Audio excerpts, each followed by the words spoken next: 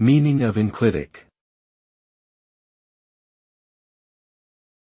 Enclitic. Enclitic. Enclitic.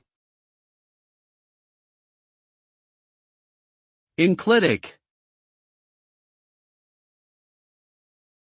An enclitic is a type of word that cannot stand on its own, but must be attached to another word to form a complete unit of meaning. Enclitics are typically unstressed and closely bound to the preceding word, often resulting in phonological changes within the resulting pronunciation.